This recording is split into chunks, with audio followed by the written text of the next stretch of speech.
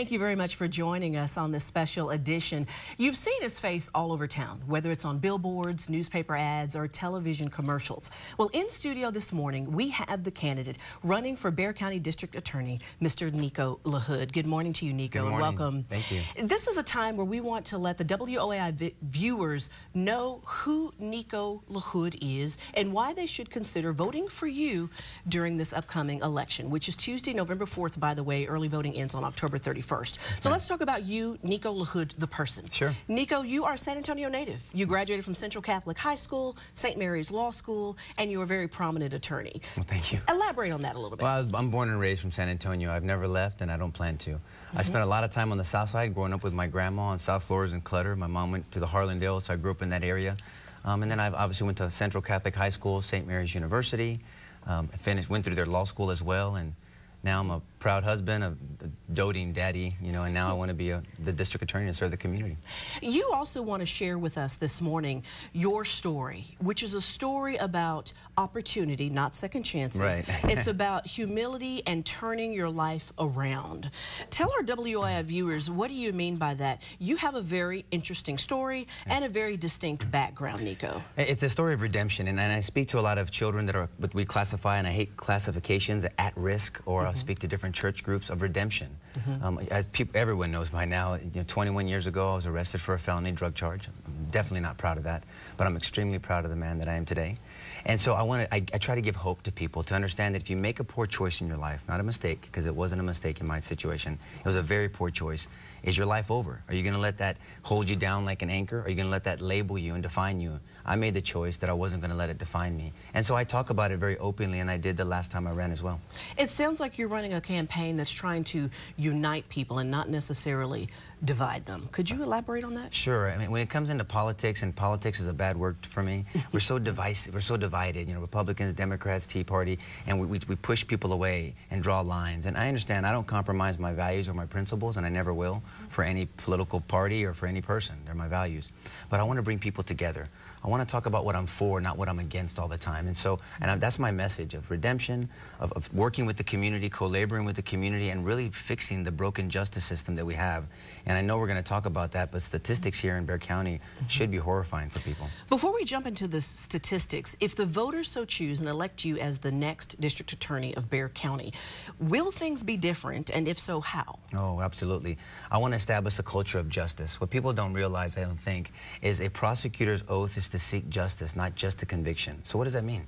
That means we have to get it right. That means we have to hold people accountable all the time, but we have to make a distinction between violent and non-violent offenders. If people are trying to hurt our children or our grandchildren, I assure you I have zero issue keeping them accountable, and we'll be swift and hard on them. But then we have a young person or even an older person that goes through a season in their life and makes a poor choice. Can we give them the structure and the opportunity to turn their life around and help them become a productive member of our community? Let's talk about the distinct and unique background of Nico LaHood. Okay. You mentioned it wasn't a mistake that happened 21 years ago. It was a poor choice. Very poor choice. Let's put it out there. Sure. Drug offense. Absolutely. Felony drug offense. Yes. What happened, and how have you moved on to where you are today? Well, yes, it was a felony. I sold drugs, and I was arrested, and it's part of my testimony that I share with people because it was very distinguished in the fact that when my pop picked me up from downtown, I remember I didn't want to talk to him. I was scared. I was more scared of my own man than I was of the system, and he didn't say anything to me. And then we got home, and I finally broke the silence. I said, "Pop, I'm sorry that I embarrassed your name." And he snapped at me, and he says, "You don't embarrass me, son. You embarrass yourself." Kind of like how, in my faith, how God feels about us, right? And he says, "I don't want you to remember something. Don't ever forget this. It will take you years to build up a good reputation, and it'll take you 1 second to mess it up." Now, that didn't sink in at the time because I was still scared out of my wits, but he sowed a seed in me that day, and it was just watered over time, and I finally woke up, and I used that as motivation to redeem myself, and I've proven it to my pop, and I know my mom both are very proud of me, and I'm honored that I'm their son. Let's talk about crime statistics and crime. You also have been victimized by crime. Not a victim, as you say. You've been victimized by crime. Tell me a little bit about that and our WOAI viewers. Sure. I make the distinction. At some point, victims, if they don't choose, and it's a choice, it's not a feeling, if they don't choose to do something with their life, it becomes a volunteer. There's no doubt that my family was victimized. On August 15th of 1996, My older brother was murdered in my parents' driveway during a carjacking. We walked out 30 seconds later. I heard my mom cry the way that only a mama can cry, and I share that with people because there's something very special about being a mommy. Nothing about, I mean, I'm a daddy and I adore my children. I'd give my life for them in a second, but there's something very special about a mommy, and so I heard that, I experienced that. I saw my pop cry for the very first time in his life, and that obviously there was the crossroads in my life. What was I going to do? What was I going to be in the next 5, 10, 15, 21 years? And I had made choices in my life to do something to redeem myself, and I pressed into my faith, and here I am, a man full of peace. Crime is a big issue here in Bexar County. Crime is a big issue that is of top concern to the parents, to the moms, to the dads here in San Antonio and Bexar County. Let's talk about the statistics. Right. 78%. Increase in violent crime since 1999, 78%. And those aren't my numbers. These are the FBI numbers given to them by San Antonio Police Department. I'm a data-driven person. I'm a trial attorney. And so trial attorneys take data and evidence, and then they obviously make their case for it. So I'm data-driven. There's no speculation here. I'm taking numbers of child abuse cases from CPS. We've had the highest number of child abuse cases in the whole state of Texas. That's unacceptable. We have the highest number of sending children back into a dangerous environment in the whole state of Texas. We have over a 75% what we call recidivism rate, which we've talked about is a repeat offender rate. It's like a broken door, a revolving door. So we have a system that's broken because we've been doing it for 16 years, and we have the same result. That's insane. So we talk about child abuse. Let's talk about DWI. Bexar County has a notorious reputation for drunk drivers, fatal drunk driving accidents. What do you want to tell the WOAI viewers about your research with drunk driving here in Bexar County and what you plan to do if you're elected as district attorney to change that around? We look at the Texas Court Administration Systems, and they keep data, right? Out of the 5 major counties, Bexar County has the lowest conviction rates for DWIs and the highest dismissal rates. That's unacceptable, right? We have 12,000 DWI cases, misdemeanor DWI cases, pending right now on what we call our dockets. That means they're just waiting for their day in court. We have 5,800 new DWIs every year. That's up from 2011 from 4,800. So our approach is not working. We're not making a distinction on the rehabilitative side to decide or to make that determination whether someone is alcohol dependent or an alcohol abuser. An alcohol abuser is someone that makes a poor choice or goes through a season in their life and they just abuse alcohol. An alcohol dependent person is someone that no matter how long they get away from it, they have to come back. You do not treat those two people the same. You can't. This issue affects our roadways. Absolutely. And basically our roadways, you're left with the perception that our roadways are not safe. Well, sure. Well, look, nobody wants someone driving intoxicated, right? Obviously, it's not against the law to have a drink and then to drive on our roadways. That's a legislative issue that needs to be changed if people don't like it. But are people are they intoxicated? Are they learning from that? Are our roads any safer? And the answer is no. You have 12,000 cases on the docket, 5,800 new cases. Out of all the 5 major counties, we're underperforming all of them. The only area that we're leading on is that we're dismissing cases more than anybody else. And that comes from an inefficient system, backlog. We're not addressing situations. We're not using the whole penal code and working with probation to work on the rehabilitative side. And we have this cluster, and it's not effective at all. So if the voters decide to elect you, Nico LaHood, as the new district attorney for Bexar County, is it going to be a new day and a new way? Oh, without a doubt. I mean, just the culture is going to be different. There's stark differences, and I'm not being disrespectful, between me and my opponent. I've asked over and over again for her to do something like this, to sit beside me and talk for the viewers and basically interview. I mean, this is an interview with our employers, the citizens of Bexar County. And for someone to refuse to interview, no one would ever be hired if they refused to interview for a job. And I believe there's a sense of entitlement there. I have a spirit of service, and I'm humbled every day, and I want the citizens of Bexar County to hear me out in my interview with her next to me. And she hasn't done that. She didn't show up to the League of Women's Voters forum. She's turned down other news stations, and there's been multiple offers to debate. I've offered town hall meetings. It doesn't matter who moderates it to me, because the truth is the truth, as my pop always taught me. So, and she refuses to do that. I think that's very disrespectful to the voters. Your opponent has been in office for 16 years. 16 years. She runs what could be considered the largest law firm in the city. There's about 170 prosecutors, I believe, in the DA's office. There's 168 trial attorneys, and there's other supporting staff. So yes, absolutely, it's the biggest law firm in Bexar County.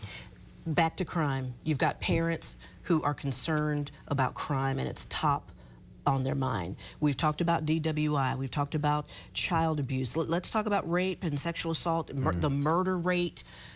Tell me about those stats and what are you going to do to fix that? Well, we have under this administration, we have a 37, depends on when you look at it, to 38% conviction rate for indecency with a child and sexual assault of a child. That's just unacceptable. I mean, 37%. 37%, 37 to 38. I mean, I want to be very consistent and accurate here. Right. That's unacceptable. I mean, and then you look at the high child abuse numbers and the repeat offenders, and you put it all together. You can't look at a snapshot of something with horse blinders on.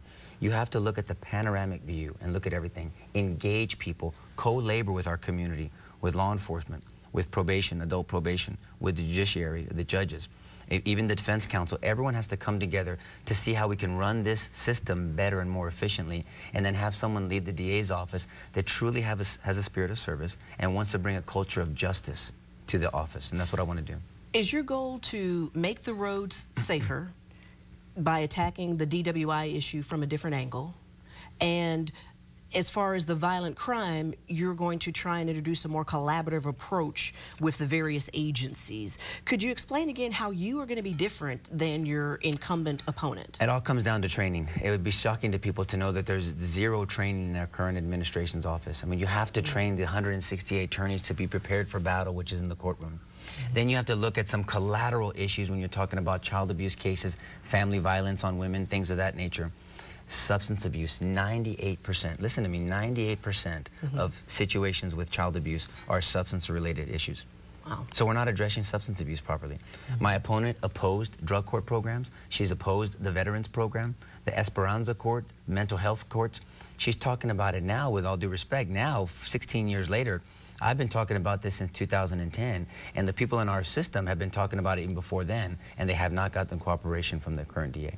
Wow.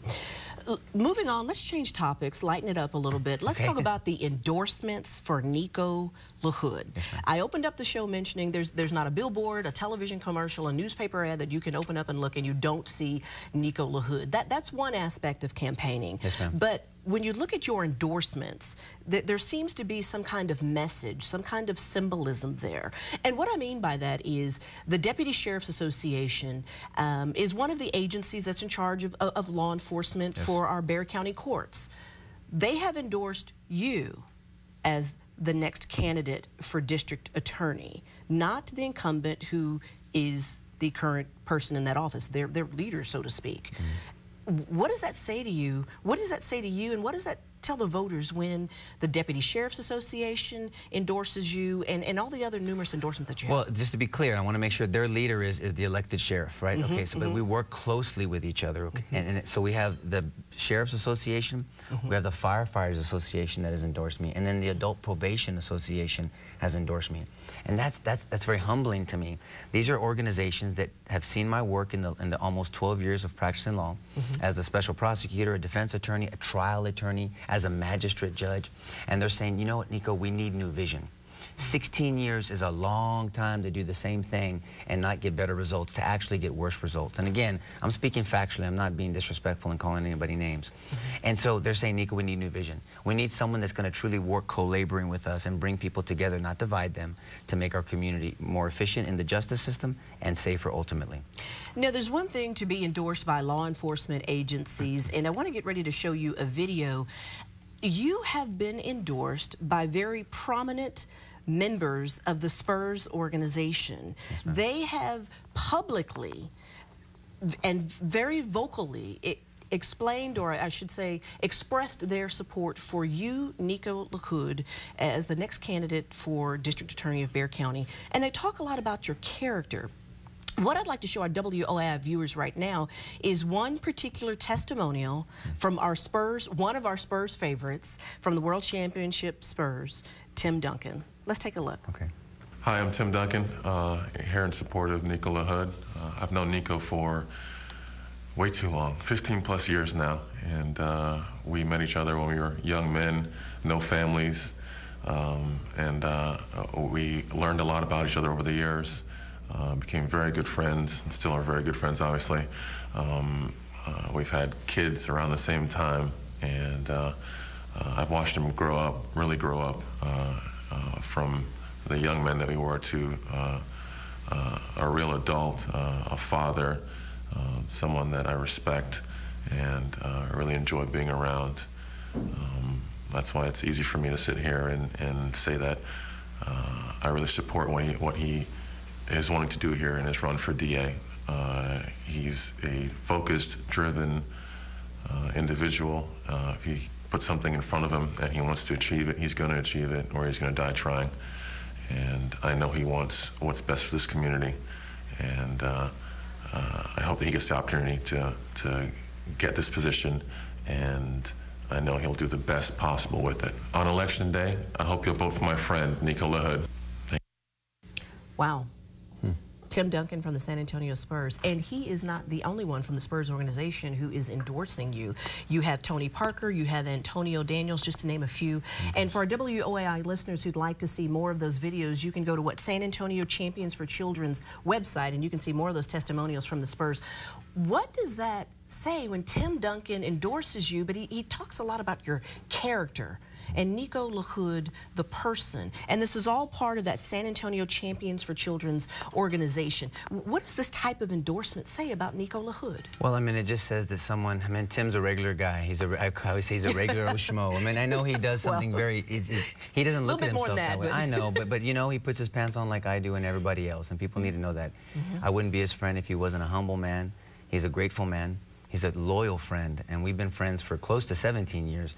And he's normally busting my chops, so it's interesting to watch him talk seriously and look like he's staring off into space. I like to tease him, but it's an honor. He knows me. I mean, he's my son's godfather, and so we spent a lot of time together, just at home, no one around, no cameras. The first 5 years of our friendship, no one even knew we were friends. Not that I'm embarrassed of him. It's just he's just a friend, and so. It's an honor when he wanted to help and said, Nico, what can I do to help you in this endeavor? I don't know anything about politics. I don't want to get involved in politics. I couldn't tell anybody why you would be a better DA, you know, legally. I just know why you're a better person and with the person that I trust. And so I said, well, just say that then, I guess, you know. Wow. And so he wanted to do that along with Tony and Bruce and Antonio. Now, we've talked about endorsements. Let's talk again about the crime statistics, the concern about crime, your character, the perception of your character. Sure. We've already talked about your past, about what happened 21 years ago. You have tattoos. I do. You have tattoos. I do. Briefly describe them to me. Sure. They reflect my tattoos. I am proud of them. They reflect my faith. My faith is just everything to me in my life. They reflect my honoring my brother who's passed on. He's in heaven waiting for me. And then my children. So those are my tattoos, and I don't make excuses for them. Do you feel like that reflects negatively on your character and the type of person that you are as Nico LaHood running for district attorney? Absolutely not. I mean, it's no different than a piercing. I mean, everyone does, you know, people wear their hair differently and wear different clothes that people might like or not like. And so people might have personal opinions about tattoos, and I respect them. And the difference between myself and my opponent, I can agree to disagree with somebody. We don't all have to agree on everything. And so, but what they're going to benefit from is my character and my principles and my values, and I tell people that all the time. So I think the tattoos and to make issue of tattoos is a desperation, in my opinion. I mean, I'm challenging her on her action or inaction in office about these horrible statistics that we've talked about, and her response is to talk about 21 years ago, call me names, and to bring up tattoos. And I don't know why she won't talk. I mean, she can bring up tattoos if she's next to me and we can talk about them. So, but I can't get her next to me, so. We're in a society where everyone's very visual and they like to see and watch things, and that's why they're watching us this morning. Hopefully. You have done a commercial talking about your tattoos and putting it in perspective and in context. And I think it's worthy for our WOAI viewers to see that. Let's take a look at the video, and we'll come back and talk about it.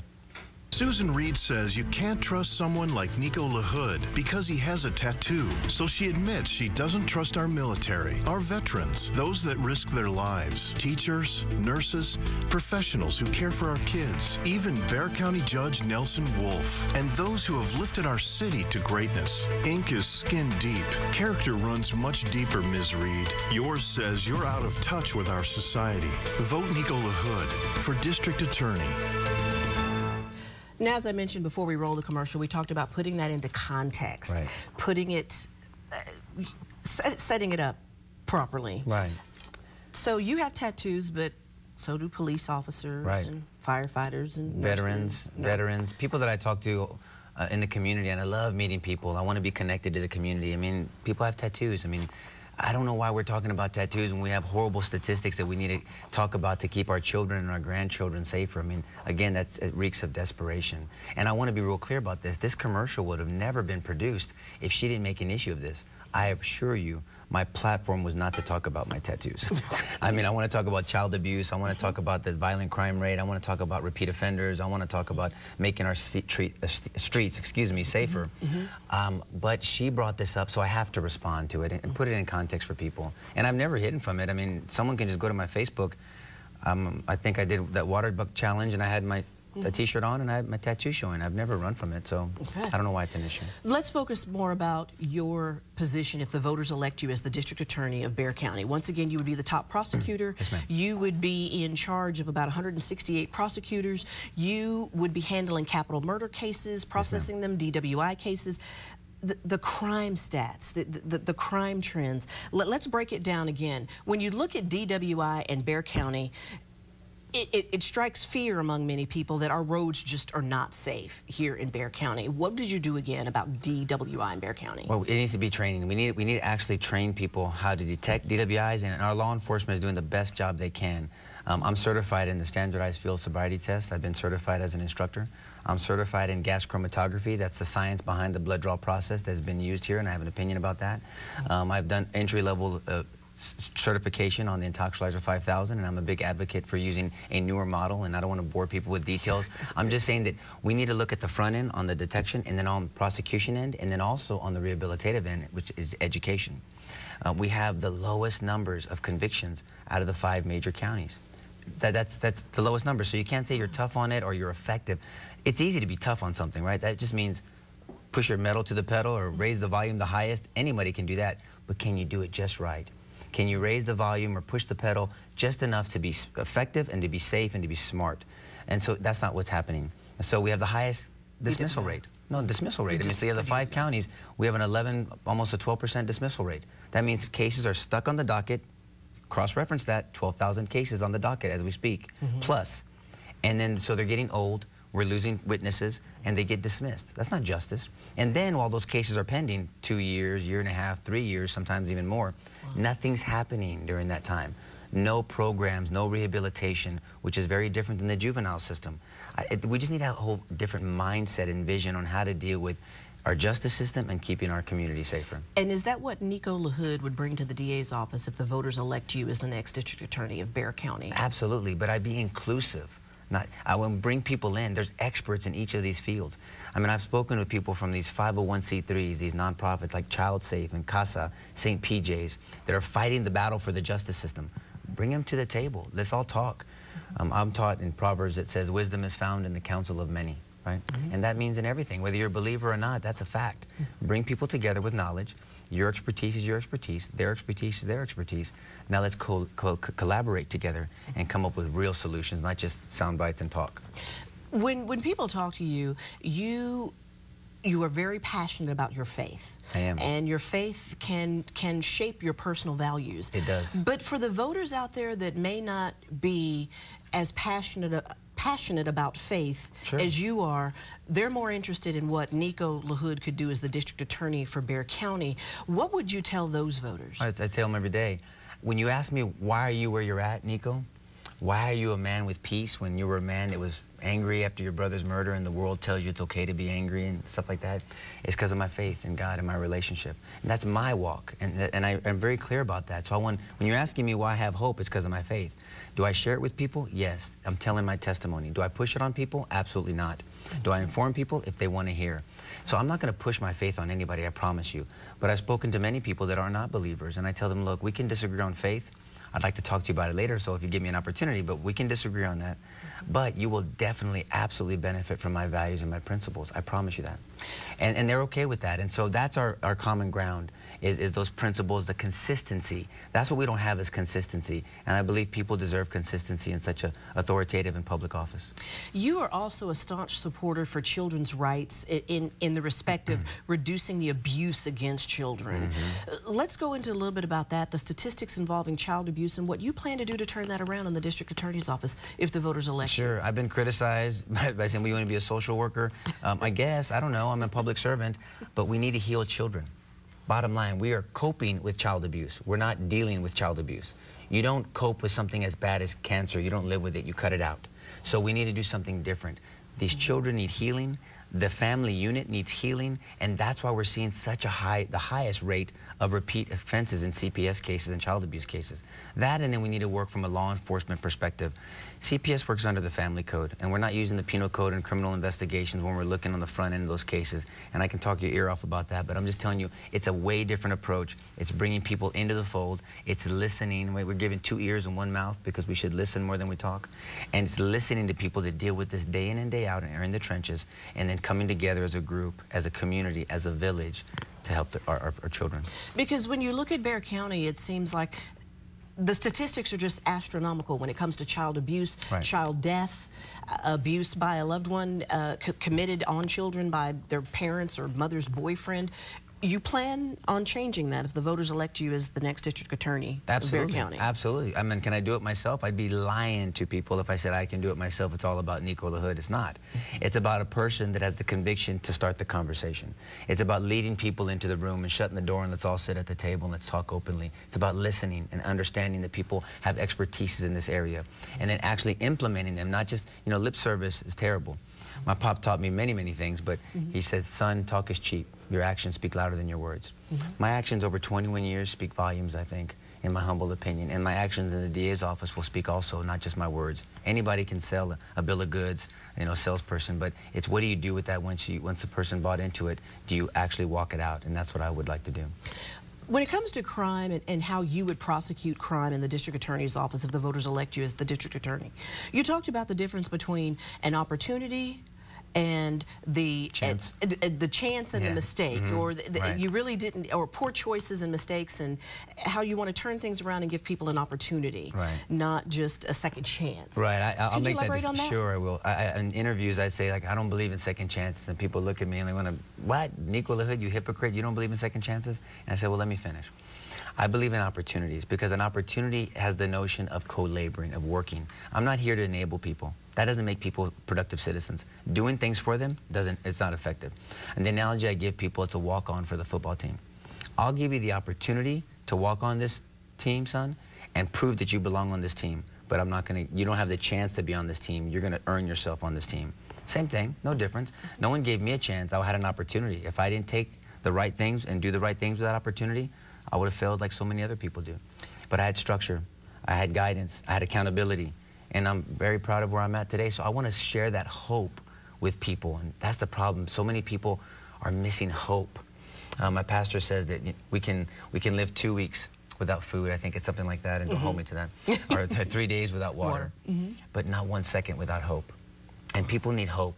Hope that there's going to be justice for their families if they've been affected by violent crimes. They're going to be communicated with, which does not happen now.